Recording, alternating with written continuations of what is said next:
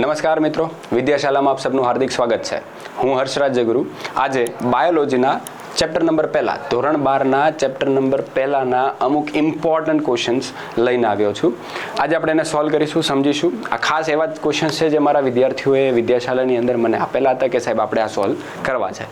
તો મેં કીધું ચાલો તો પછી આપણે એને ઓનલાઈન પણ જવા દઈશું. ઓકે, ચલો બાયોલોજીની અંદર ધોરણ 12ના ચેપ્ટર પહેલા નવા સિલેબસ પ્રમાણે ચેપ્ટર પહેલાના પ્રશ્નોની આપણે વાત કરી રહ્યા છીએ. બરાબર, ચલો શરૂ કરીએ ધીમે ધીમે. સૌથી પહેલું, જૈવિક વાહકો દ્વારા થતા પરાગનયન માટે નીચે આપેલા વિધાનમાંથી અસત્ય વિધાન પસંદ કરો. બેટા આ એમસીક્યુ તો બહુ સહેલો છે, કહેવાય ને ફ્રીનો એમસીક્યુ છે. આ ક્વેશ્ચન પેપરમાં આવી ગયો તો આપણને ઇઝીલી માર્ક્સ સ્કોર કરાવી શકે છે. તો આ પ્રશ્ન અહીંયા લેવાનો મુખ્ય હેતુ શું છે, મુખ્ય કારણ શું છે બેટા, તો એ સમજો તમે કે આવા પ્રશ્નોમાં આપણે શું કરતા હોય છે, નીટમાં ઘણીવાર ઉતાવળ કરી જતા હોય છે. ઉતાવળ ઝડપથી કે આપણે ઇઝી ક્વેશ્ચન ટિક કરી નાખો, આમાં બહુ ભૂલ થાય છે. આમાં શું લખ્યું છે તમે જુઓ કે નીચે આપેલા વિધાનમાંથી અસત્ય વિધાન પસંદ કરવાનું છે, કે એવું વિધાન કે જે સાચું ના હોય. બરાબર, હવે આપણે શું કરીએ છીએ, પહેલું વાંચ્યું, પહેલું આપણને ખોટું લાગ્યું, ચલો ટીક. આવું ઉતાવળ કરવાની નથી. પહેલા બધા જ વાંચો, જેટલા પણ ઓપ્શન આપેલા છે એ ઓપ્શનને આપણે વાંચીશું, વાંચીને આપણે આગળ વધીશું. ચલો આપણે ધીમે ધીમે શરૂઆત કરીએ. તો પહેલા સમજો જે પ્રશ્ન છે, ખાસ કરીને ગુજરાતી મીડિયમની અંદર મેં જોયું છે બાળકો શબ્દ ગોખી નાખે છે. બરાબર, જેમ કે જૈવિક વાહકો, જૈવિક એટલો શબ્દ લેવામાં આવ્યો છે બાયોટિકમાંથી. બેટા જીવ વિજ્ઞાનનો મોસ્ટ ઇમ્પોર્ટન્ટ શબ્દ જીવ, દેટ ઇઝ બાયોટિક, એવી વસ્તુ કે જે જીવિત છે. મારી વાત સમજો છો, જીવિત વસ્તુ હોય એવી. તો આપણે શું વાત કીધું છે, જીવિત વાહકો, વાહકો જે વાહન તરીકે વપરાય છે, જે ટ્રાન્સફર કરવામાં મદદ કરે છે. તો થતા પરાગનયનમાં એટલે કે પોલિનેશનમાં, પરાગનયનમાં એટલે કે પરાગરજનું સ્થળાંતર કરવા માટે કોઈ જૈવિક વસ્તુઓ જ્યારે મદદ કરે છે, તો પરાગનયન માટે નીચે આપેલા વિધાનમાંથી આપણે અસત્ય વિધાન પસંદ કરવાનું છે. પહેલું, પુષ્પ પ્રમાણમાં, જો આ મારે ધ્યાનમાં લેવા જેવી વાત છે. પ્રમાણમાં, કોના પ્રમાણમાં ભાઈ? પ્રમાણમાં કીધું છે ને તો કે ઓછી પરાગરજ ઉત્પન્ન કરે છે. બહુ સાદી વાત કરી હોત ને કે ઓછી પરાગરજ ઉત્પન્ન કરે છે તો વાત અલગ હતી. અહીંયા શું કીધું છે, પ્રમાણમાં ઓછી. કોના પ્રમાણમાં? તો કે જો આ જૈવિક દ્વારા, જૈવિક એટલે કે કોઈ સજીવ વસ્તુ દ્વારા જ્યારે પરાગનયન થાય છે તો જૈવિક બોલી, પણ હવા દ્વારા પણ થતું હતું ને પરાગનયન. તો હવાના દ્વારા થતા પરાગનયનના સાપેક્ષમાં અથવા પ્રમાણમાં આ જે જૈવિક પ્રાણીઓ દ્વારા, જૈવિક સજીવો દ્વારા જ્યારે પણ પરાગનયન કરાવવામાં આવે છે તો એવા સમયમાં આપણે પુષ્પના પ્રમાણમાં ઓછી પરાગરજ ઉત્પન્ન કરે છે. હા, સાચી વાત છે. તો કારણ કે હવા દ્વારા થતું હોય તો આપણે વધારે જોઈએ છે, જ્યારે પ્રાણીઓ દ્વારા એટલી વધારે માત્રામાં જોતું નથી. વૃક્ષારોહી સસ્તન પ્રાણી છે, પ્રાણી અગેન જીવ છે, એટલે વાત તો ક્યાંક આપણી નજીકની જ છે. દ્વારા પણ આ પ્રકારનું પરાગનયન થાય છે. હા, થાય છે ને, કેમ નહીં? ઘણીવાર ઘણા બધા સજીવો શું કરતા હોય, વૃક્ષો ચડતા હોય, ખાવા માટે ચડતા હોય, કંઈક કૂદાકૂદી કરતા હોય, વાંદરા હોય તો કરતા હોય. તો એના શરીરમાં પણ ઘણીવાર શું થાય છે, પરાગરજ ચોંટી જાય છે અને પરાગનયન થઈ જાય છે. બરાબર, તો આ તો કોઈ પ્રશ્ન આપણે છે નહીં. ત્રીજું, જુઓ, જૈવિક વાહકો ફરીથી દ્વારા થતા પરાગનયનમાં દરેક વનસ્પતિમાં પુષ્પ વિન્યાસ નિર્માણ થાય છે. હવે દરેક કીધું છે, વાત કેવી છે બેટા, દરેક કીધું.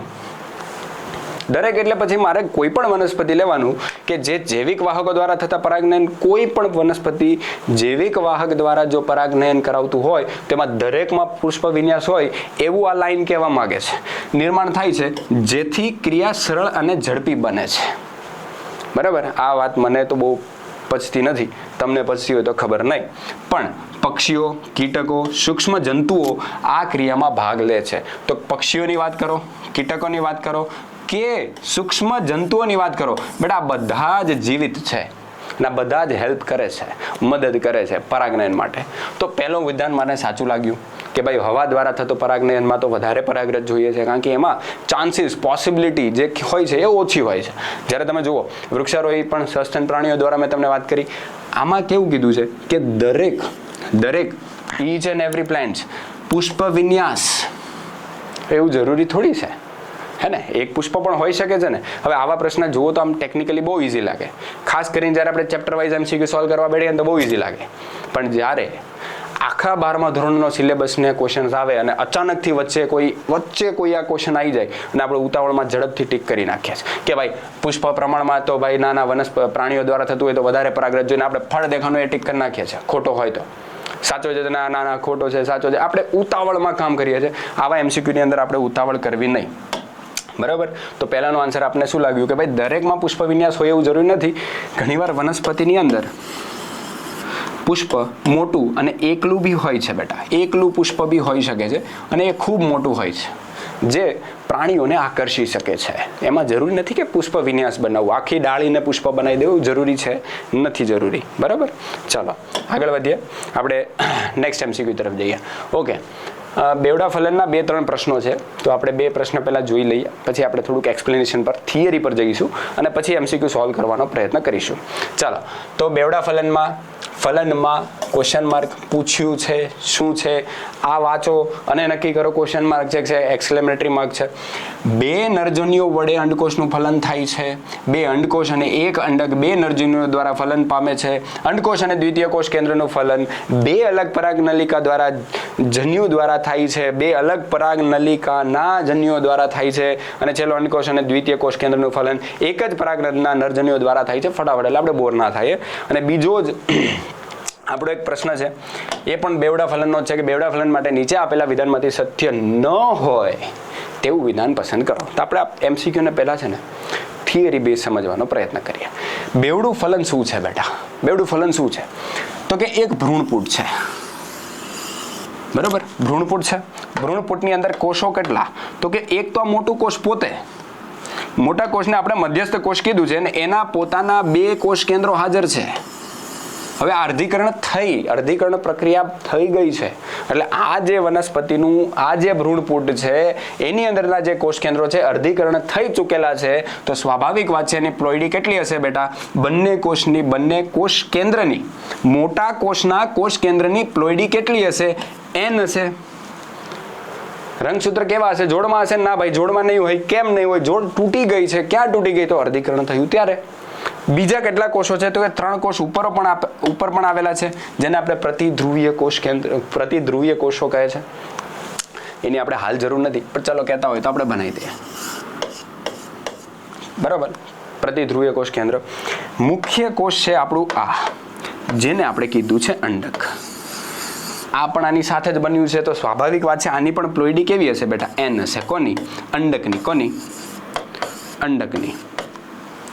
અંડકની પણ પ્લોઇડી n છે, કારણ કે એ બી અર્ધીકરણ કર્યા બાદ જ બન્યું છે. ભ્રૂણપૂટ આખું જ સંપૂર્ણ અર્ધીકરણ પ્રક્રિયા બાદ બન્યું. આપણે આગળ વાત કરીશું. બીજો આ 2 મધ્યસ્થ કોષના કોષ કેન્દ્રોની વાત કરીએ તો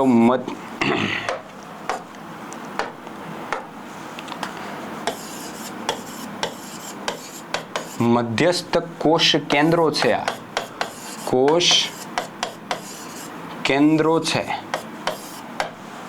કેન્દ્રો હજી કેન્દ્રો જ છે, હજી આ કોષની વાત નથી કરતા. મધ્યસ્થ કોષના કોષ કેન્દ્રોની વાત કરી રહ્યા છે. અંડકની જ વાત કરો તો બી ચાલે, કોષ કેન્દ્રની કરો તો બી ચાલે, તો અંડક લખ્યું. હવે બેવડું ફલન શું છે? તો કે આવું ભ્રૂણપૂટ છે. હા, મુખ્ય વાત તો રહી ગઈ કે બેટા અહીંયા 2 તંતુમય પ્રસાધન સહાયક કોષો પણ હાજર હોય છે.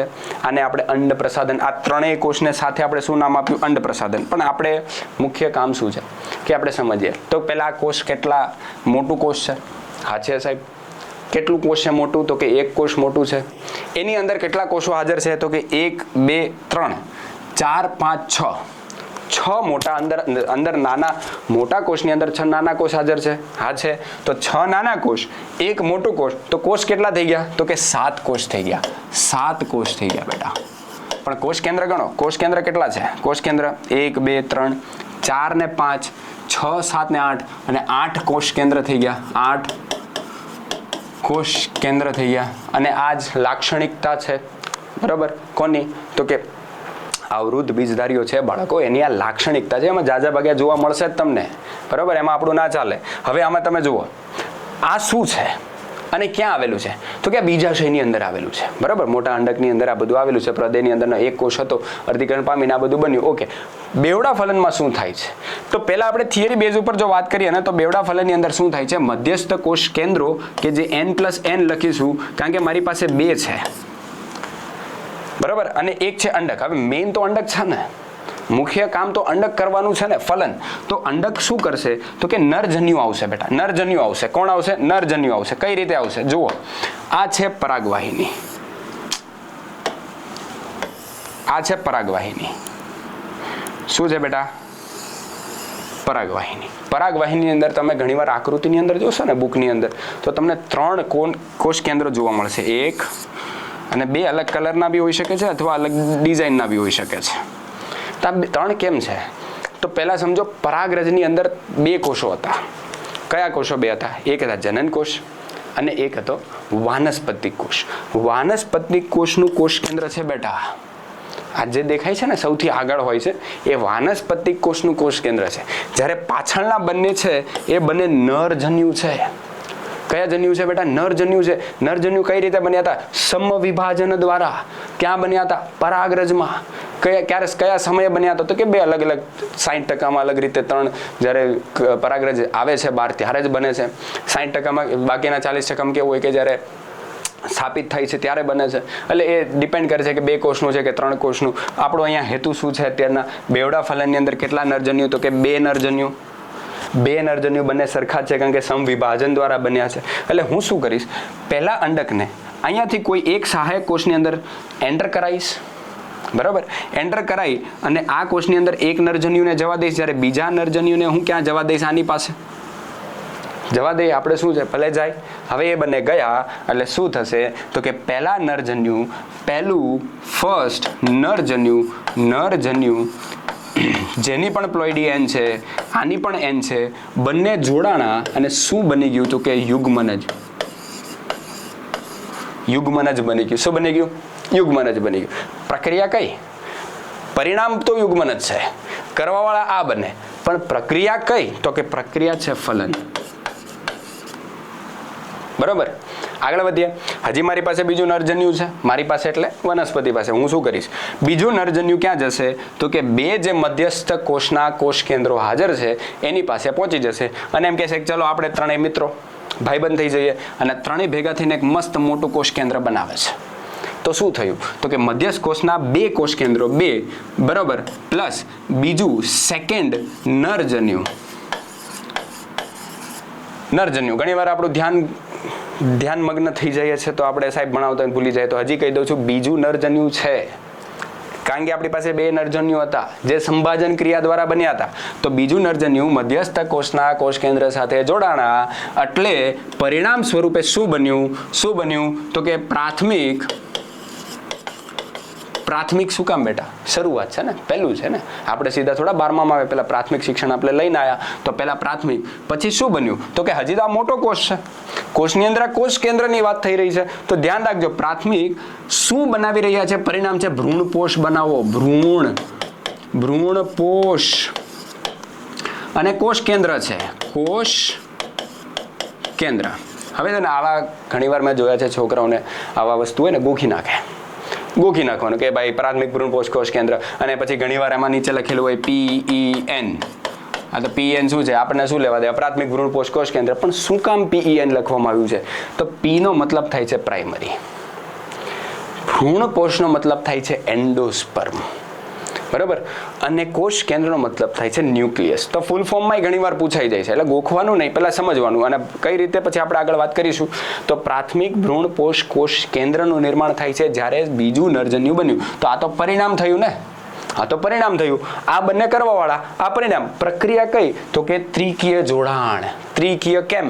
પહેલું એક કોષ કેન્દ્ર અહીંયા હતું, બીજું અહીંયા હતું, ત્રીજું નરજન્યુ આવ્યું. તો ત્રિકીય જોડાણ જે થયું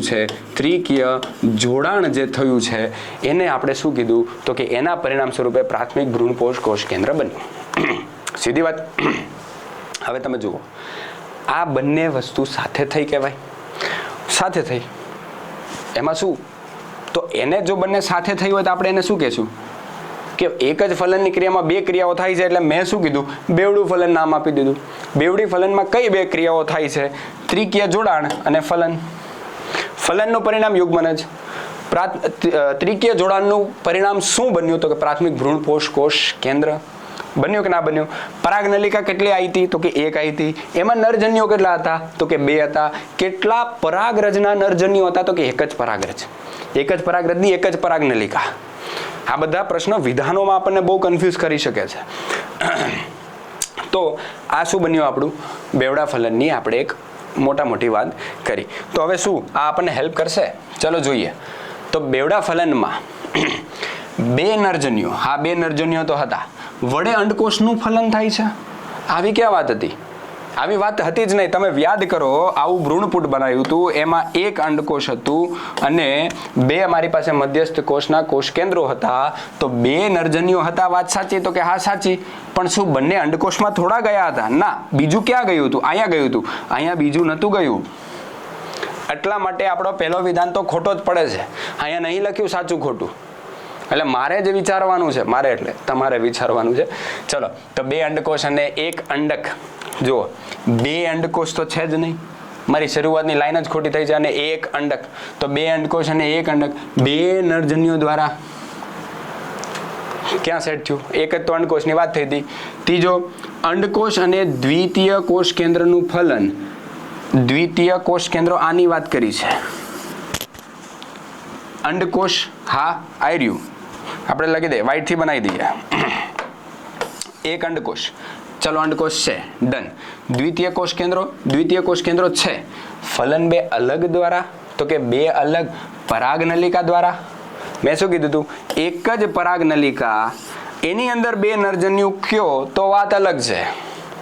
અહીંયા તો શું લખે છે આ લોકો કે પરાગનલિકાના બે અલગ પરાગનલિકા. એલા પરાગનલિકા એક હતી મારા ભાઈ, સમજો છો? તો એક પરાગનલિકા, તો આ બે ના ચાલે ભાઈ, બે ના ચાલે, ખોટી વાત છે. ચલો મારો છોકડી, છેલ્લો પ્રશ્ન જુઓ. અંડકોષ અને દ્વિતીય કોષ કેન્દ્રનું ફલન એક જ પરાગના નરજન્યો દ્વારા થાય છે. હવે કંઈક લાગ્યું કે અંડકોષ, ચલો અંડકોષ અને દ્વિતીય કોષ કેન્દ્રોનું, કેન્દ્ર નહીં, કેન્દ્રો એટલે બે છે, ફલન દ્વારા એક જ પરાગરજના નરજન્યો દ્વારા થાય છે. એક જ પરાગરજના નરજન્યો દ્વારા થાય છે. આ તો સીધી વાત છે ને, એ તો વાત કરી હતી આપણે. શું વાત કરી હતી? એક જ પરાગનલિકાના, હવે એક પરાગનલિકા ક્યાંથી ઉત્પન્ન થઈ હતી?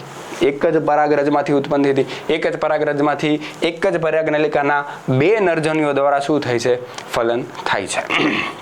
એટલે આપણો આન્સર શું આવે? તો કે ભાઈ ડી સેટ થઈ જાય સાહેબ, તો કરી નાખવાનું. ડી સેટ થતું હોય તો આપણે શું કરી નાખીએ, બરાબર? ચલો આગળ વધીએ. બીજો પણ પ્રશ્ન, ત્રીજો પણ પ્રશ્ન આપણી માટે કયો છે? સારો છે. તો જુઓ, બેવડા ફલન માટે નીચે આપેલા વિધાનમાંથી સત્ય ન હોય તેવું વિધાન પસંદ કરો. સત્ય ન હોય એવું સીધી રીતના કહી શકતા હતા ને ખોટું વિધાન પસંદ કરો, નહીં ને? ઇઝી પ્રશ્ન ફરીથી બનશે. પણ ફરીથી આવી જ્યારે નાની નાની આ લોકો આપણી જોડે મજાક કરે છે, ઉતાવળમાં આપણે વાંચવાનું ભૂલાઈ જાય છે, થાય છે ને આવું? ઇંગ્લિશ મીડિયમના છોકરા કરે છે, સ્પીડમાં વાંચી જાય છે, પછી ભૂલાઈ જાય છે, શું હતું સ્કીપ કરી જાય છે. તો ન હોય તેવું એટલે ઇનડાયરેક્ટલી કહે છે કે ઇનકરેક્ટ સ્ટેટમેન્ટ, વિધાનને પસંદ કરો. ખોટી વસ્તુ પસંદ કરવાની કહે છે. હવે એ કહે છે તો આપણે કરવી પડશે. ચલો, આવૃત બીજધારીના વનસ્પતિના ફલનની ક્રિયા બે વખત, એટલે આવૃતની મેં વાત કરી હતી, લાક્ષણિકતા હમણાં જ આપણે વાત કરી બેવડા ફલનમાં. તો આવૃત બીજધારીની વાત કરી. વનસ્પતિમાં ફલનની ક્રિયા બે વખત થવાના કારણે ફલનની ક્રિયા યાદ કરો, નીચે મેં લખી હતી. ફલનની ક્રિયા તો એક જ વાર થતી હતી, ફલનની ક્રિયા બે વાર નથી થતી. ફલન એક ક્રિયા હતી. કઈ ક્રિયા હતી ફલનમાં? તો કે પહેલું નરજન્યુ અને બીજું અંડકોષનું, અંડક આપણે અંડકોષ કહીશું એને. તો અંડકોષ અને પહેલું નરજન્યુ જોડાઈને ફલન બની અને ભ્રૂણપોષનું, એટલે શું કહેવાય, ભ્રૂણનું નિર્માણ, યુગ્મનજનું નિર્માણ કરે છે. સાચી વાત કે નહીં? તો એ તો વાત ખોટી છે ને. બે વખત ક્યાં ફલન થવાની વાત થઈ હતી? બેવડા ફલનમાં બે વખત ફલન થાય એવું નથી, બરાબર? પણ ત્રિકીય જોડાણ અને ફલન બંને થાય છે, તો આ વાત આમાં સાચી પડતી નથી. એલા તો આપણું તો થઈ ગયું સેટ, પણ આપણે ઉતાવળ કરવી નથી. ચલો, પ્રાથમિક ભ્રૂણપોષ કોષ કેન્દ્રમાંથી ભ્રૂણપોષ અને યુગ્મનજમાંથી ભ્રૂણનો વિકાસ થાય છે. જુઓ, પ્રાથમિક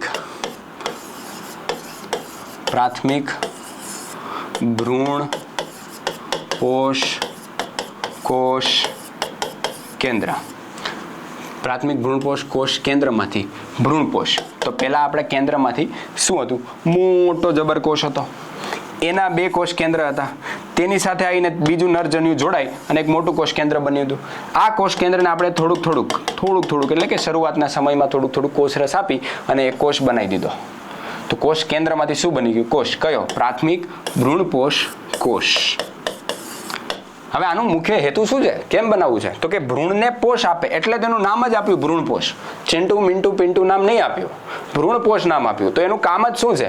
ભ્રૂણને પોષણ આપવું. તો ભ્રૂણને પોષણ ક્યારે આપશે? એકલો કોષ તો શું આપે? એકલા કોષ પાસે તો હોય શું? વધારે કંઈ ના હોય. એટલે આ કોષ વારે વારે સમવિભાજન કરી પોતાની સંખ્યા વધારશે. આ સંખ્યા વધારવામાં વનસ્પતિ એને મદદ કરે છે એવું નથી કે તો એ જાતે વધી જાય, એમ કે વનસ્પતિ હેલ્પ કરે છે જેથી કરીને એની સંખ્યા વધે ને એની પાસે ખૂબ વધારે પોષણ આવી જાય છે. હવે એ પોષણ કોની માટે બને છે? ભ્રૂણ માટે.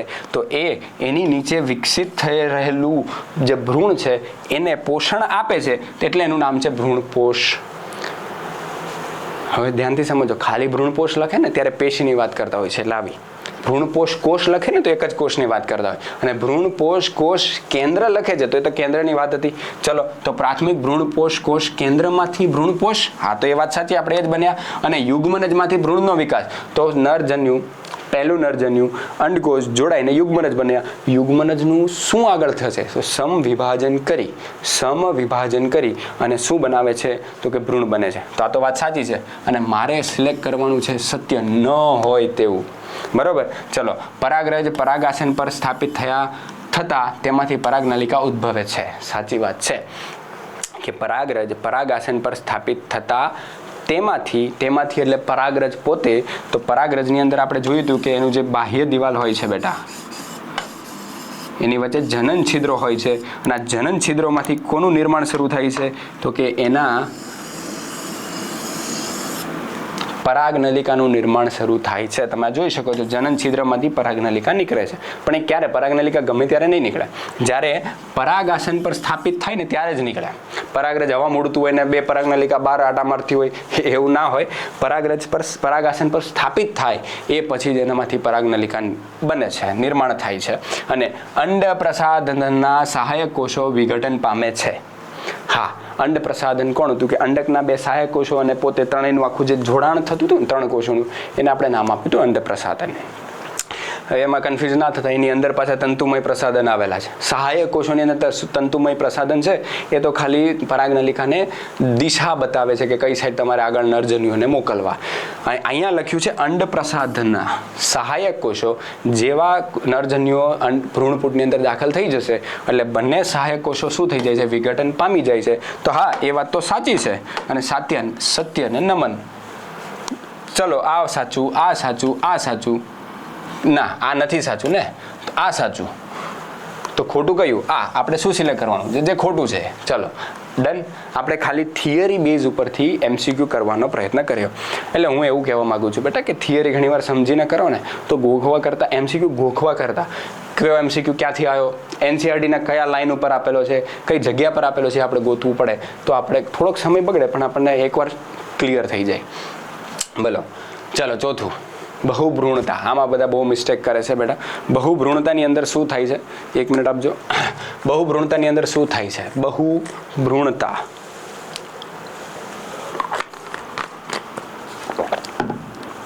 બહુભ્રૂણતા નામમાં જ છે. જો બહુ, પોલી, ભ્રૂણ, એમ્બ્રિયો. બહુ બધા એમ્બ્રિયો, બહુ બધા ભ્રૂણ કોની અંદર? આ બહુ મસ્ત પ્રશ્ન છે, ધ્યાનથી જોજો. સત્ય વિધાન પસંદ કરો તો તે વનસ્પતિના સંવર્ધન અને બાગાયતના વિધાનમાં મહત્વની ભૂમિકા ભજવે છે. આ સાચી વાત છે. ભ્રૂણપોષમાં 1 કરતાં વધારે. હવે જુઓ, ભ્રૂણપોષમાં 1 કરતાં વધારે. ભ્રૂણપોષ ક્યાં હતું? તો ભ્રૂણપોષ ક્યારે બન્યું હતું? તો કે મધ્યસ્થ કોષના 2 દ્વિકીય કોષ કેન્દ્ર, અને ત્રીજું આવ્યું હતું આપણું, અલગ જગ્યાએ કરીએ. ચલો જુઓ, ત્રીજું આવ્યું હતું આપણું નરજન્યુ. આ ત્રણેય ભેગા થઈને શું બન્યું હતું? તો કે સર પ્રાથમિક ભ્રૂણપોષ કોષ કેન્દ્ર બન્યું હતું કે નહીં? સાચી વાત કે નહીં? ઓકે, સાચી વાત. પણ પછી આનું શું થયું હતું કે કોષ બન્યું હતું. પણ તમે જુઓ, N+N એટલે કે મધ્યસ્થ કોષ કેન્દ્રના દ્વિકીય કોષ કેન્દ્રો 2 કોષ કેન્દ્રો, અને ત્રીજું આવ્યું નરજન્યુ, તો ત્રણેય થઈ ગયા 3N. ત્રિકીય જોડાણ એટલે તો નામ આપ્યું હતું 3 જોડાણ હતા. ત્રિકીય જોડાણ થાય અને પછી એમાંથી ભ્રૂણ વિકસે તો જે પણ ભ્રૂણ હશે એ આગળ જઈને જે પણ વનસ્પતિ બનશે એના તમામ કોષ 3N થઈ જશે. આ તો વાત જ સેટ ના થાય ને. ભ્રૂણપોષ તો પછી ભ્રૂણ વાપરી જવાનું છે ને. ભ્રૂણ પોતે 2N હતો, દ્વિકીય. આપણે ભ્રૂણપોષમાંથી, તમે પ્રશ્ન વાંચો ધ્યાનથી જુઓ શું કહે છે પ્રશ્ન? તો કે ભ્રૂણપોષમાં તો ભ્રૂણપોષ તો મેં શું કીધું હતું કે ત્રિકીય જોડાણ દ્વારા જે પણ કોષ બને છે ને એનું જે કોષ કેન્દ્ર છે એ 3n છે. હવે જો આનું એક કરતાં વધારે ભ્રૂણ સર્જાઈ જાય એ તો થાય નહીં ને, એમાં તો પોસિબલ નથી. લીંબુ જેવી આવૃત બીજધારીમાં તો ડાયરેક્ટ ટેક્સ્ટબુકની લાઈન છે કે ભાઈ લીંબુ બહુભ્રૂણતાનું ઉદાહરણ છે. હવે જે ઘણા બધા વિદ્યાર્થીઓ છે ને એમાં એને કન્ફ્યુઝન હોય છે કે સાહેબ આ બહુભ્રૂણતાવાળો ટોપિક અમને થોડુંક પલ્લે નહીં પડતો. બરાબર, ચલો આપણે જોઈ લઈએ એને કે બીજાશય છે આપણી પાસે. શું છે? એક પુષ્પાસન છે, એમાં બીજાશય છે. હે, આ બીજાશય છે તો આ બીજાશયની દિવાલ કહીશ ને હું આને શું કહીશ? બીજાશય દિવાલ. બેટા આ જ બીજાશયની દિવાલ આગળ જઈને બનવાનું છે ફળની દિવાલ. ફળની દિવાલ શું બનવાનું છે બેટા? આગળ જઈને બનવાનું છે ફળની દિવાલ. ફળ કેરી ખાવ છો તો કેરીની અંદર તમે જે છાલ કાઢો છો, જે વસ્તુ ખાવ છો અને જે ગુટલી હોય છે એ ત્રણે ફળના 3 ભાગ છે. ટેક્સ્ટબુકમાં આગળ આ ભાગ આપેલા છે. એ આખું જ ફળ છે. પછી એક ગોઠલી મમ્મી તોડે ને મુખવાસ બનાવવા ત્યારે અંદરથી બીજ નીકળે. એટલે બીજ શું છે બેટા? તો બીજ જરાયુ સાથે એક અંડનાળ દ્વારા જે જોડાય છે આપણે એને કીધું છે બીજાંડ અથવા અંડક. બીજાંડ. આ જે છે આ જે આવરણ છે આ શું છે? આવરણ છે. કોને આવરિત કરે છે? તો કે ભાઈ અંદર જે પણ છે એને આવરિત કરે છે. બરાબર, 2 આવરણ બનાવ્યા મેં એટલે દ્વિઆવરણ કહી શકો, ઘણામાં 1 આવરણ હોય. અત્યારે પ્રશ્ન મારો એ નથી, પણ આ જે આવરણ છે આ શું છે? અંડ આવરણ જે છે બેટા ટેકનિકલી આ પણ આવરણ જ થશે, ફળને આવરિત કરે છે. બરાબર ને? તો આવરણ છે. આ જે આવરણ છે એ આગળ જઈને કોની માટેનું આવરણ બની જશે? બીજ માટેનું આવરણ બની જશે. એટલે બીજ આવરણ. તમે જો કેરી ખાતા હોય, અત્યારે કેરીની સિઝન છે, મસ્ત રસ ખાવાની, તો એની અંદર તમે જ્યારે કેરી ખાઈ લો ને ગુઠલી મમ્મી તોડે ને તો બીજ નીકળશે. એ બીજને જોજો પ્લાસ્ટિક જેવું એક કાળા કલરનું પડ ચોટેલું હશે, સુકાઈ જાય ને ત્યારે જોજો મસ્ત અલગ થઈ જશે. એ બીજ આવરણ કયું છે? આ જે આવરણ હતા અંડકની અંદર એ જ આવરણ છે. હવે તમે એની અંદર કયા કોષો હતા બેટા? તો કે એની અંદર હતા પ્રદેના કોષો. પ્રદેના કોષોની પ્લોઇડી કેવી હોય? તો પ્રદેના કોષોનો કોઈ પણ કોષ તમે ઉપાડીને જોઈ લો તો 2n જ હોય. આની અંદર આખા પ્રદેના કોષ, અને પ્રદેના કોષમાંથી કોઈ એક કોષ વર્તન કરે છે કઈ રીતે? મહાબીજાણુ માતૃકોષ, જેમાંથી ભ્રૂણપૂટ બનશે. ભ્રૂણપૂટની અંદર નીચે અંડક છે એટલે અંડકમાં શું બને છે? તો કે ભ્રૂણ બને છે. મારી વાત સાંભળજો, આની અંદર એક કરતાં વધારે ભ્રૂણ બની જાય ને, એક આમાં બીજું ભ્રૂણપૂટનું બીજું ભ્રૂણ બની ગયું, એક જ આવરણની અંદર બેટા ભ્રૂણ વધારે થઈ ગયા છે, પણ તો બીજ કેટલા રહેશે? બીજ એક જ રહેશે, બીજ નથી વધ્યા. આમાંથી 2-3 મહાબીજાણુ માતૃકોષ અને એની આજુબાજુના કોષો છે એ જ એક ભ્રૂણ તરીકે વર્તન કરી અને આગળ જઈને ભ્રૂણ બની જાય છે. બીજ તો એક જ થયું, ફળ પણ એક થયું. એક ફળમાં એક બીજમાં એક કરતાં વધારે ભ્રૂણ, એને બહુભ્રૂણતા કીધી છે. ઘણાને એમ કહો કે તરબૂચ શેનું ઉદાહરણ છે? તો કે સાહેબ બહુભ્રૂણતા, એક તરબૂચમાં ઘણા બધા બીજ. એલા મારા ભાઈ તું વાત તો સમજ, ભ્રૂણનું કીધું છે. શેનું કીધું છે? ભ્રૂણનું કીધું છે. હવે ભ્રૂણનું કીધું, એક ભ્રૂણ ક્યાંથી નિર્માણ પામે છે એની આપણે ઘણી બધી ચર્ચા કરી દીધેલી છે પહેલા. તો એની જ્યારે ભ્રૂણની વાત આવે તો આવરણ, બીજ આવરણ અથવા અંડ આવરણની અંદર એક પ્રદેના કોષોમાંથી પ્રદેના વિસ્તારમાં એક કરતાં વધારે ભ્રૂણ બને. એટલે બીજના બીજપત્રો ખોલો એટલે અંદર વધારે ભ્રૂણ તમને જોવું. આવરણની અંદર જે મેં કીધું ને આવરણ, એ આવરણની અંદર જ્યારે એક કરતાં વધારે બીજ બને છે ત્યારે લોચો થાય છે. આપણે ત્યારે આ પ્રશ્નને ખોટો કરીએ છીએ. તો આ વસ્તુ ખાસ ધ્યાન રાખજો બાળકો. બહુભ્રૂણતાની અંદર ભ્રૂણ ગણવાના છે. એટલે તમે ઘણા લોકો છોકરા કેવું કરે છે? સાહેબ લીંબુની અંદર એક કરતાં વધારે બીજ હોય ને એટલે બહુભ્રૂણતા, તો તરબૂચમાં તો કેટલા છે? આપણે એવું નથી. જો લીંબુનું બીજ હોય એની અંદર બીજને કાપો ને તો એની અંદર બીજની અંદર એક કરતાં વધારે તમને ભ્રૂણ જોવા મળશે. એ વાત સમજવા જેવી છે બાળકો. બરાબર? એટલે આ પ્રશ્નમાં ભૂલ ના કરતા. તો આ ભ્રૂણપોષમાં એક કરતાં વધારે ભ્રૂણ સર્જવાની ઘટનાને ભ્રૂણપોષમાં એક કરતાં વધારે ભ્રૂણ ઘટે નહીં. તો બહુભ્રૂણતા માટે સત્ય કયું હતું આપણે જોઈ લીધું. બરાબર? હવે આગળ વધીએ. ભ્રૂણપોષમાં એટલે આન્સર કયું છે? અસત્ય કીધું છે ને, એટલે આન્સર આપણું આ છે. હવે આગળ જોઈએ તો આ પ્રશ્ન શું કહે છે? તો સાચું વિધાન પસંદ કરો. હવે આયા ને પોઈન્ટ ઉપર, સાચું પસંદ કરો. આપણે તો સાચા પ્રત્યે જ હંમેશા શું રાખવાનું, ટાર્ગેટ રાખવાનો. જો કે નીડમાં પછી ખોટાઈ પસંદ કરવા પડશે. ચલો સાચું પસંદ કરો. જો પુષ્પ એક લિંગી હોય તો ઇમેસ્ક્યુલેશન કરવું પડે. ગુજરાતી મીડિયમના છોકરાઓને ઘણીવાર હું સમજાવતો હોય કે બેટા અમુક સાયન્ટિફિક શબ્દો છે એ ઇંગ્લિશમાં યાદ રાખશો તો સારું પડશે, બાકી અમુક તો તમારે ગોખવાના જ છે. ઇમેસ્ક્યુલેશન શુદ્ધ ઇંગ્લિશમાં શબ્દ છે, ઇંગ્લિશ મીડિયમની ટેક્સ્ટબુકમાં ઇમેસ્ક્યુલેશન જ છે, ગુજરાતીમાં એનું ઇમેસ્ક્યુલેશન લખ્યું છે. બાકી બધે ભાષાંતર કર્યું છે, જેમ કે આપણે જોયું બાયોટેકનું જૈવિક કરી દીધું હતું, તો અહીંયા ઇમેસ્ક્યુલેશન. હવે ઇમેસ્ક્યુલેશન શું છે? આમાં બી ઘણીવાર આપણે બહુ ભૂલ કરતા હોય છે.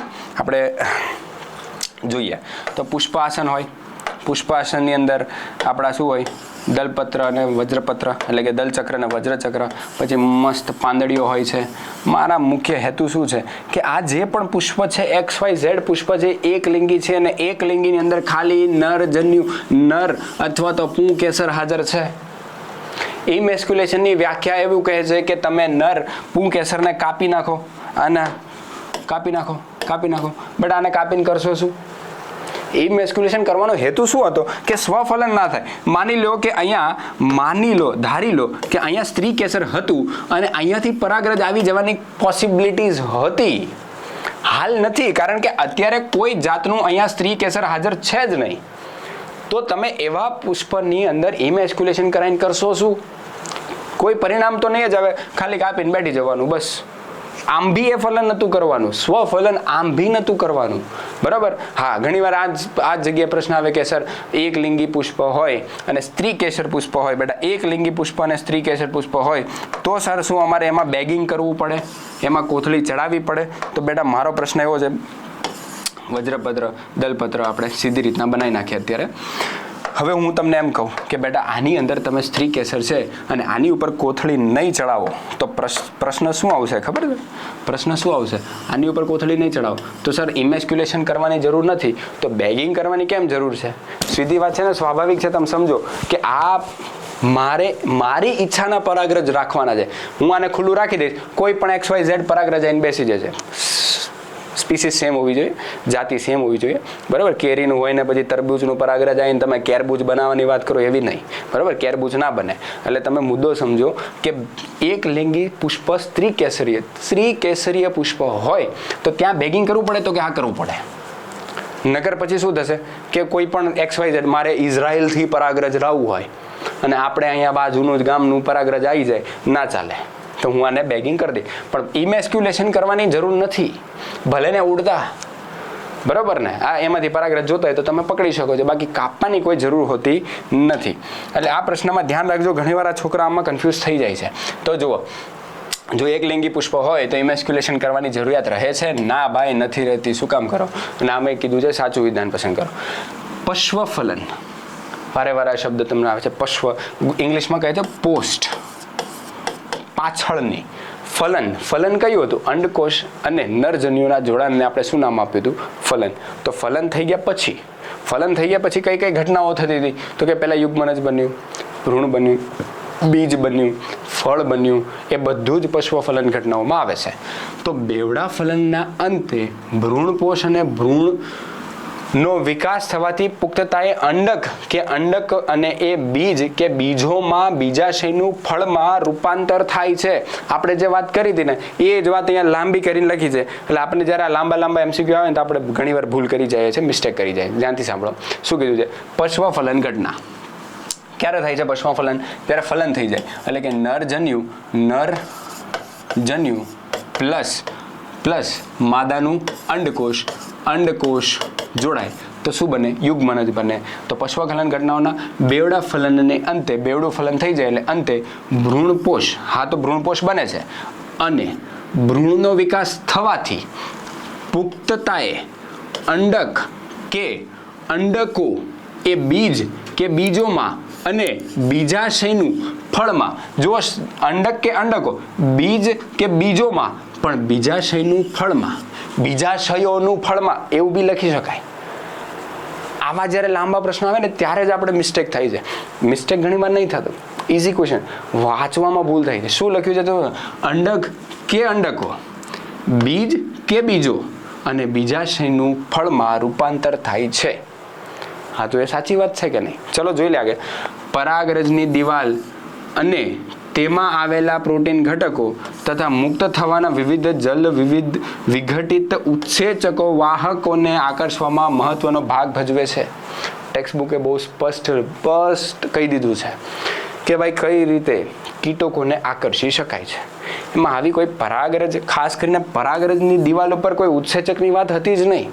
અને ઉત્સેચકો એમાંય તે જલ વિઘટિત હાઇડ્રોલાઇસિસ, જુઓ, હાઇડ્રો એટલે પાણી થાય અને લાઈ શબ્દ એટલે તૂટવું થાય ને સિસ એટલે પ્રક્રિયા થાય. હાઇડ્રોલાઇસિસ ઉત્સેચકો દ્વારા. આ તો હાઇડ્રો લાઈ એટલે તોડવું થાય. તોડવાની વાતોમાં ક્યાં આકર્ષવાની વાત આવી? પ્રશ્ન ખોટો છે, આ વાત જ ખોટી છે. પ્રિમ્યુલા, પરાગરજ. જો પ્રિમ્યુલા, ફરીથી નામ ઇંગ્લિશમાં લાગે છે પણ આ કોકનું નામ છે, બરાબર. મારું નામ હર્ષ છે, તો હર્ષનો ગુજરાતી મતલબ અલગ છે અને ઇંગ્લિશમાં અલગ છે. મને પણ તમારે ગમે એ ભાષામાં બોલાવો હર્ષ જ કહેવું પડે. તો પ્રિમ્યુલાને આપણે પ્રિમ્યુલા કીધું, ઘણીવાર આપણે કોમન નેમ વાપરીએ છીએ, પણ પ્રિમ્યુલાના પરાગરજ મુક્ત થાય તેના પહેલા પરાગાસન ગ્રહણશીલ બને છે? ના, એવું નથી, બરાબર. આની વાત આપણે જ્યારે પોલિનેશન કરી ત્યારે કરી શકીએ કે પ્રિમ્યુલાની અંદર શું થાય છે તો કે હેટ્રોસ્ટાઇલી જોવા મળે છે. નોર્મલી આવું હોય છે. પ્રિમ્યુલાની અંદર શું હોય છે તમે જોઈને જ ફરક જોઈ શકો છો. ઘણીવાર સ્ટાઇલી મોટી હોય છે. આ સ્ટાઇલ જેને આપણે કહીએ છીએ પરાગ વાહિની, એ મોટી હોય છે. ઘણીવાર એ નાની હોય ને પુકેસર મોટા હોય છે. એ પ્રિમ્યુલામાં થાય છે. અને આવું એટલે કરે છે કે જેથી કરીને સ્વફલન અટકાઈ શકે. સ્વફલન અટકાવવા માટે આ બધી મહેનત કરે છે. અને પ્રિમ્યુલામાં પરાગરજ મુક્ત થાય ને એ જ સમયે જો પરાગાસન ગ્રહણશીલ થઈ જાય તો લોચો છે. પણ આનું કોઈ બીજું ઉદાહરણ છે એટલે આન્સર સાચો થતો નથી. એટલે આપણે શું વાત કરીશું? કારણ કે આ બી સાચું નહીં પડતું. અને આ આપણા બધા જ મુદ્દાઓ સેટ થાય છે. મેં તમને કીધું ને કે બીજ અંડક હોય, બીજાશયની અંદર એક કરતાં વધારે અંડક હોય. જેમ કે આપણે ભીંડો જોઈએ છે, ભીંડાની અંદર બેટા શું થાય છે તો કે એક જ ફળની અંદર ઘણા બધા બીજ હોય છે. તરબૂચમાં સેમ છે. તો બીજો અથવા બીજોમાં, બીજ અથવા બીજોમાં ફળ એક જ રહે છે. એટલે બીજાશયોનું ફળમાં બીજાશય દિવાલ અને ફળ દિવાલ બને છે. એવી જ વાત હતી ને. ચાલો, એટલે આ પણ પ્રશ્ન મસ્ત બનાવે. જો પુષ્પ એકલિંગ હોય તો ચલો, આ તો આવ્યું. નીચે આપેલા વિધાનમાંથી સાચા વિધાન કે વિધાનો પસંદ કરો. એક હોઈ શકે અથવા એકથી વધારે હોઈ શકે, જે બી હોય. ચલો વાંચી લો, ઉતાવળ નહીં કરવાની, વાંચી લેવાનું. કારણ કે નીટનું પેપર બનાવવાળા આપણી કરતાં 10 ગણું હોશિયાર છે. એક ભ્રૂણમાંથી એક અથવા એક કરતાં વધારે બીજનું સર્જન થાય તેને બહુભ્રૂણતા કહે છે. આવી ને સેમ વાત? આવી ને? માનતા જ નહીં તમારું. એક ભ્રૂણમાંથી એક અથવા એક કરતાં વધારે કોનું બીજનું નિર્માણ. એટલે એક ભ્રૂણમાંથી એક બીજની વાત હતી ને બેટા. શું વાત હતી? કે એક ભ્રૂણમાંથી એક અથવા એક કરતાં વધારે બીજનું સર્જન થાય તેને બહુભ્રૂણતા કહેવાય. બીજની વાત થોડી હતી. કોની વાત હતી? ભ્રૂણમાં એક કરતાં વધારે ભ્રૂણ એક બીજમાં. સાદી ભાષામાં કહું, સિમ્પલ ભાષામાં, એક બીજ એમાં વધારે ભ્રૂણ. આમાં લખ્યું છે એક ભ્રૂણ બહુ બધા બીજ. વાત એવી છે ને, વધારે બીજનું સર્જન. વધારે બીજ નહીં, એક બીજમાં એક કરતાં વધારે ભ્રૂણ હોય તો બહુભ્રૂણતા કહેવાય. બહુ એટલે પોલી, પોલી એટલે બહુ બધા. સાચી વાત કે નહીં? એટલે જતું રહ્યું. ચાલો, બહુભ્રૂણતા કહે છે. એટલે પહેલો જ મુદ્દો મારો તો ખોટો પડે છે. પડ્યો? હું બાજુમાં ટીક કરી દઈશ જેથી કરી મને આ કરવામાં ખબર પડે. આ ઓપ્શન્સ નથી, બરાબર. ચલો, તો ઘણી વનસ્પતિઓમાં જ્યારે બીજાશયમાંથી ફળનો વિકાસ થાય છે તે સમયે બાકીના પુષ્પીય ભાગો વિઘટન પામીને ખરી પડે છે. હા, એ વાત સાચી. ઘણીવાર તમે મરચાંનું છોડ જોશો ને તો મરચાંનું નાનું એવું મસ્ત વ્હાઇટ કલરનું ફૂલ આવશે. પછી એમાંથી ધીમે એકથી મરચું બનશે. અને જેવું મરચું નાનું એવું બને ને તો ઉપરથી પાંદડીઓ ખરી જાય છે. ઘણામાં નથી બી ખરતું, જરૂરી નથી ખરતું કે દલપત્ર, વજ્રપત્ર આ બધું ખરી જાય છે. રીંગણાની અંદર તમે જોયું હશે નથી કરતું. ઓલું હજી પણ હાજર હોય છે, લાકડી સાથે જોડાયેલું હશે અને રીંગણું પોતે એક ફળ બની જાય છે. તો ઘણામાં નથી થતું, પણ ઝાઝા ભાગે શું થાય? પુષ્પીય ભાગો વિઘટન પામીને ખરી પડે છે. સાચી વાત છે. આ વાત તો મને ક્યાંક મુદ્દે સાચી લાગી. ચલો, કાળા મરી અને બીટના પ્રદેનો સીધો MCQની લાઈન છે. સીધી NCERTની લાઈન છે કે પ્રદેના કેટલાક ભાગ વપરાયા વગરનો ચિરલગ્ન સ્વરૂપે રહે છે. બેટા ધ્યાનથી સાંભળો. આપણે જેમ આમ બનાવ્યું હતું અંડક, એની અંદર અહીંયા હતા પ્રદેના કોષો. આ પ્રદેના કોષો ધીમે ધીમે જ્યારે ભ્રૂણપોષ બનવાની શરૂઆત થશે ને, ભ્રૂણપોષ, ત્યારે ધીમે ધીમે વપરાઈ ગયા હશે, પણ ઘણા કેસમાં નથી વપરાતા. મતલબ બીજની અંદર કારણ કે આ જ બીજ બનવાનું છે, બીજા છે તો ફળ બનવાનું છે, બીજની અંદર પ્રદેના કોષો હાજર રહી જાય, ભ્રૂણપોષ નહીં, પ્રદેના કોષ હાજર રહી જાય એવા સમયને આપણે એને શું કહીએ છીએ? ચિર લગ્ન સ્વરૂપે કહે છે. એના બે જ ઉદાહરણ કારા મળી અને બીટ ડાયરેક્ટ ટેક્સ્ટબુકે આપેલા છે. આ તો વાત સાચી છે. ચલો, મારે 2 અને 3 સાચા ગોતવાના છે. ફક્ત 1 અને 2 સાચું ના, ફક્ત 2 અને 3 સાચું. ચલો સાચું, તોય આગળ વાંચી લેજો.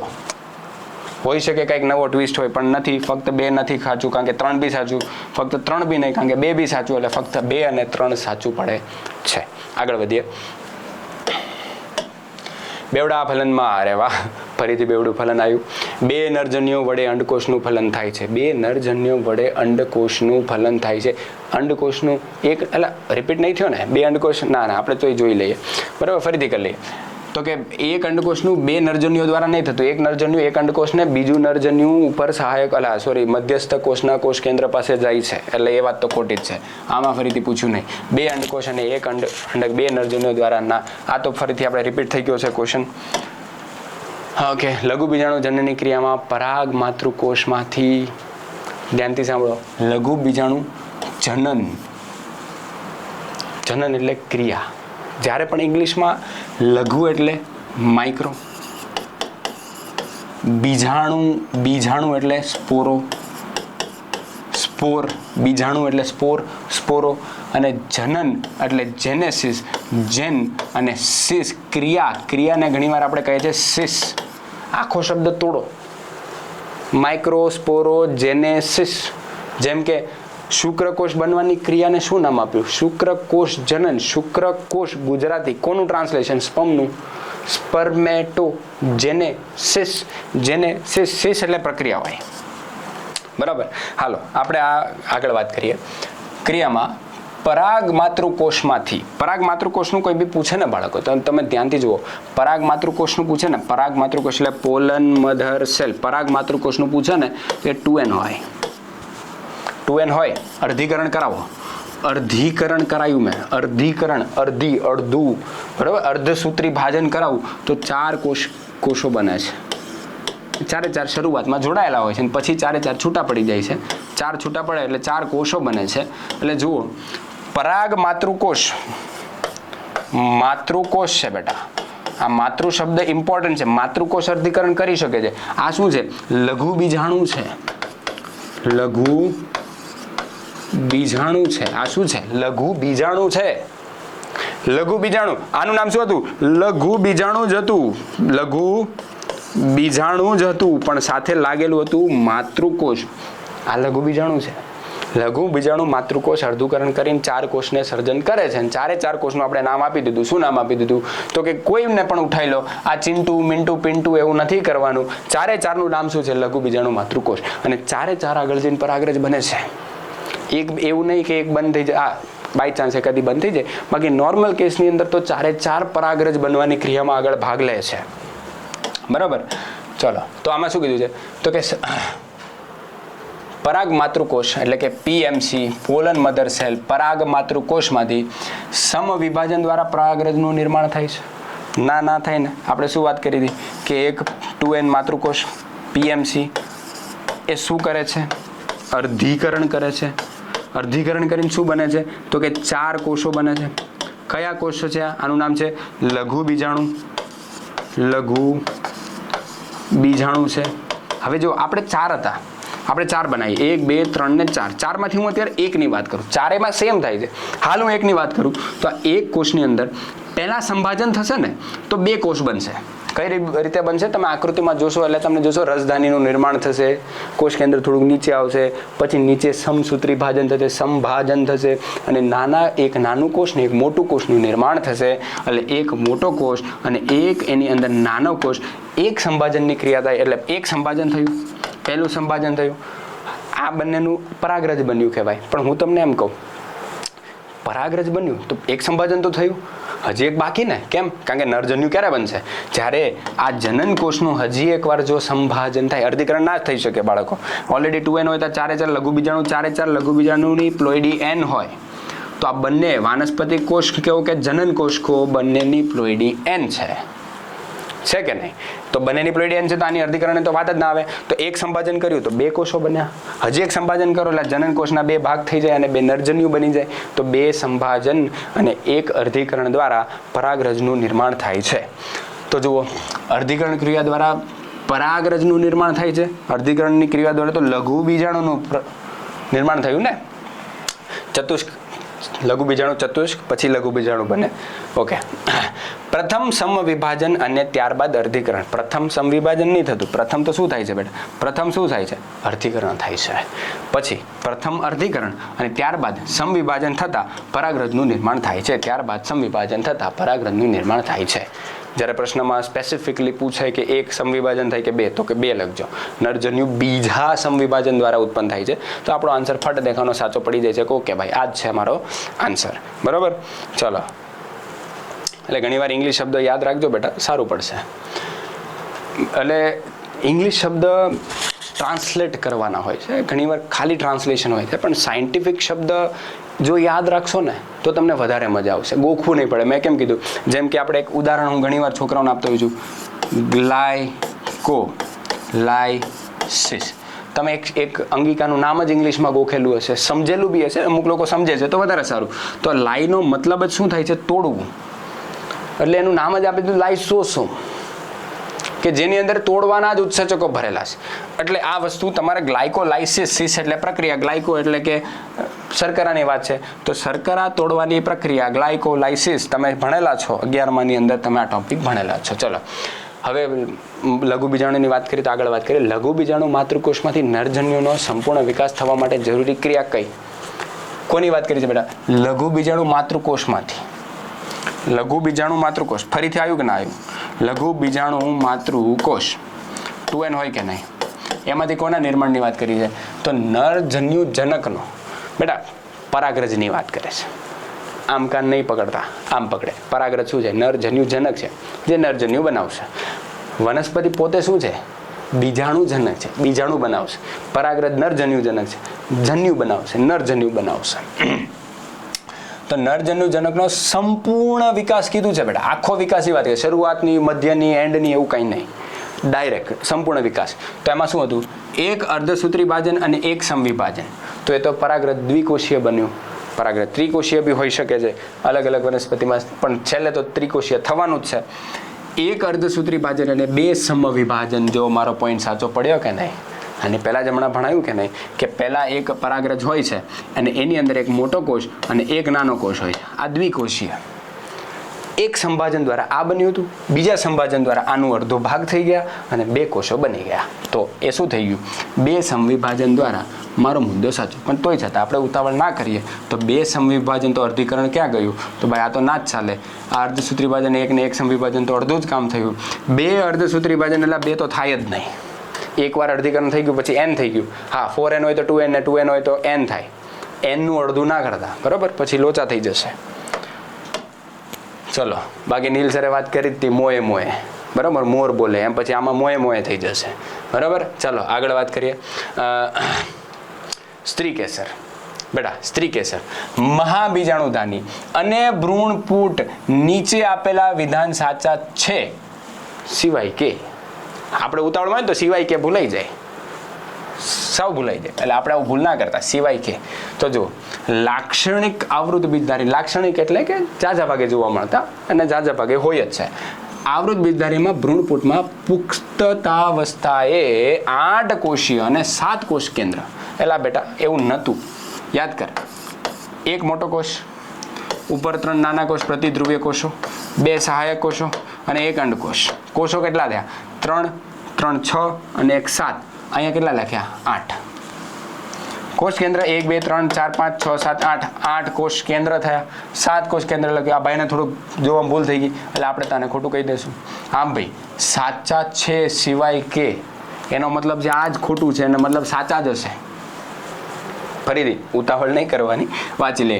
અંડક અંડનાલ તરીકે ઓળખાતા ટૂંકા દંત જેવા જરાયુ સાથે જોડાયેલા હોય છે. મેં તમને કીધું હતું ને આવી બીજાશય, આવી રીતે એક અંડનાલ અને આવી રીતે, તો આ કઈ રીતે જોડાયેલા છે એની વાત કરી છે ને. જાજા ભાગે તમને આવી લાઇન્સ જોવા મળી જશે. સ્ત્રી કેસર, પરાગાસન, પરાગવાહિની અને બીજાશય ધરાવે છે. સ્ત્રી કેસરના નામ કીધું છે. પરાગાસન, ઘણી વાર એમ થાય પરાગાસન પરાગરજમાં હોય, ના એવું નથી બેટા. પરાગાસન પણ એમાં છે, પરાગવાહિની પણ એમાં છે ને બીજાશય પણ એમાં છે. તો વિધાનમાં બે વિધાન ઇઝી હોય, એક ટફ હોય. મહાબીજાણુથી માદાજન્યુજનક અવસ્થાની શરૂઆત થાય છે. મહાબીજાણુથી માદાજન્યુજનકની અવસ્થાની, જેમાં સામાન્ય રીતે 4માંથી માત્ર એક જ સક્રિય હોય છે. જ્યારે પીએમસીની વાત કરી, પીએમસીની બેટા જ્યારે આપણે પીએમસીની વાત કરી તો એમાંથી 4 કોષ બનાવ્યા હતા અને મેં શું કીધું હતું, 4 છૂટા પડી જાય છે. 2, 3, 4 અને ચારે પરાગરજ બનવા માટે આગળ વધી જાય છે. 4. જ્યારે સ્ત્રી કેસરમાં પીએમસી નહીં, એમએમસી, મહાબીજાણુ માતૃકોષ, એવું નથી, મહાબીજાણુ માતૃકોષનું શોર્ટ ફોર્મ નથી. આ શેનું છે એબ્રિવિએશન? મેગાસ્પોર mother cell. માતૃ એટલે મધર, સેલ એટલે કોષ ને મહા એટલે મેગા મહાબીજાણુ માતૃકોષ. બરાબર. તો મહાબીજાણુ માતૃકોષનું જ્યારે અર્ધીકરણ થાય ને તો શું બને? લાઇનમાં 4, લાઇનમાં જો આમાં આપણે કેવું બનાવ્યું હતું, સાઈડમાં બનાવ્યું હતું, આજુબાજુ બને. આમાં બી લાઇનમાં બને છે, જરૂર નથી ઉપર નીચે બી બને, પણ આમાં તો હંમેશા ફિક્સ છે, લાઇનમાં જ બને. એમાંથી 3 કેવા થઈ જાય? વિઘટન પામી જાય, એક જ આગળ વધે છે. તો શું કીધું છે? મહાબીજાણુમાંથી. આ તો ઓલરેડી બીજાણુ બની ગયા છે. આ બધાનું નામ બીજાણુ છે. શું નામ છે? બીજાણુ. કારણ કે આનું નામ છે મહાબીજાણુ માતૃકોષ. તો એ અર્ધીકરણ કરે. માતૃકોષો એટલે અર્ધીકરણ કરવાની ક્ષમતા રાખે છે. અર્ધીકરણ કરે એટલે બીજાણુ બન્યું. વાહ, મહાબીજાણુ નામ આપ્યું કારણ કે આ મહા છે. કોના સાપેક્ષે મહા છે? તો કે આના સાપેક્ષે મહા છે. આ કોના સાપેક્ષે લઘુ છે? તો કે આના સાપેક્ષે લઘુ છે. બરાબર. બાકી એના ફયનું નામ નહીં પાડ્યું, પણ આપણે બંને સાપેક્ષે પણ ને નાનું જેના મોટું દેખાતું હોય એટલે આપણે એને મોટું નામ આપ્યું મહા, આનું નામ આપ્યું આપણે લઘુ. બરાબર. તો મહાબીજાણુ, લઘુ બીજાણુ. બરાબર. તો આના કેસની અંદર શું થઈ ગયું હતું? 4 નાબૂદ થઈ ગયા હતા અને એક જ બચ્યું હતું. 4 ડિસ્ટ્રોય થઈ ગયા હતા, વિઘટન પામ્યા હતા, એક જ બચ્યું હતું. તો મહાબીજાણુ માદાજન્યુજનક. હવે આમાંથી જ શું બને છે? ભ્રૂણપુટ બને ને બેટા. આમાંથી જ અર્ધીકરણ સંભાજન થાય.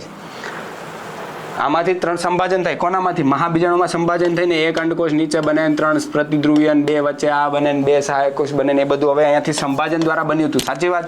તો મહાબીજાણુમાંથી માદાજન્યુજનક એટલે કોણ? ભ્રૂણપુટ અવસ્થાની શરૂઆત થાય છે. સાચી વાત છે. જે સામાન્ય રીતે 4માંથી માત્ર એક જ સક્રિય, સામાન્ય રીતે એટલે નોર્મલ કેસની અંદર એક જ સક્રિય રહે છે. 3 વિઘટન પામે છે. 3 વિઘટન પામે તો ગયા, આપણે શું લેવા દેવા. બરાબર. ચલો આગળ જુઓ. નીચે આપેલા વિધાનમાંથી સાચું વિધાન પસંદ કરો. સાચું કીધું છે, ધ્યાનથી સાંભળજો. સાચું. બરાબર. પ્રતિધ્રુવીય કોષ કેન્દ્ર રચના નાભી તરફ હોય છે. હવે આ પ્રશ્નના જવાબ છે ને તમે આકૃતિ સાથે લઈ શકો છો. ટેક્સ્ટબુકની અંદર આકૃતિ આપેલી છે. બરાબર. શું કીધું છે? પ્રતિધ્રુવીય કોષ કેન્દ્રની રચના નાભી તરફ હોય છે, જે 3 કોષો ધરાવે છે. ઓકે. આપણે આગળ જોઈએ. મહાબીજાણુ અર્ધીકરણ પામી 4 એકકીય કોષોની રચના કરે છે. મહાબીજાણુ હમણાં જ વાત થઈ હતી, સંભાજન. બરાબર. મહાબીજાણુ માતૃકોષ હોય તો અર્ધીકરણ કરી શકે. માતૃકોષ લખ્યું નથી એટલે આપણે અર્ધીકરણ કરાવીશું નહીં, એટલે વાત તો આ ખોટી જ છે. આ બી હજી આપણે નક્કી નહીં કર્યું, આને બી આપણે ઓલમોસ્ટ ખોટું જ રાખીએ છીએ. અંડકનો મુખ્ય દેહ પ્રદેશ તરીકે ઓળખાય છે. અંડકનો મુખ્ય દેહ પ્રદેહ તરીકે ઓળખાય છે. મુખ્ય દેહ પ્રદેહ તરીકે ઓળખાય છે, જે એકકીય કોષ. વાત સાચી. ચલો આપણે બે વાત, એકકીય કોષોનું થોડું બનેલું છે પ્રદેહ, તો 2n હતું ને, એમાંથી જ કોઈ એક મહાબીજાણુ માતૃકોષ તરીકે વર્તન કરી રહ્યું હતું, એ પણ 2n હતું, તો એમાંથી જ બન્યું હોય તો આ બી 2n જ હોવું જોઈએ ને. એકકીય એટલે n થઈ જાય. પ્લોઇડિયાની n હોય તો શક્ય નથી, 2n હોવી જોઈએ. આ વાતે ખોટી છે, આ વાત બી ખોટી છે. અંડ આવરણના ટોચના ભાગે એક છિદ્ર રચના બનાવે છે, જેને અંડ છિદ્ર કહે છે. બીજાંડ છિદ્ર માઇક્રોપાઇલ કહે છે. શું કીધું છે? સાચું વિધાન પસંદ કરો. પ્રતિદ્રુવીય કોષો કઈ બાજુ હોય? તો આ રચના આપણે છે ને કઈ રીતે જોઈશું બેટા?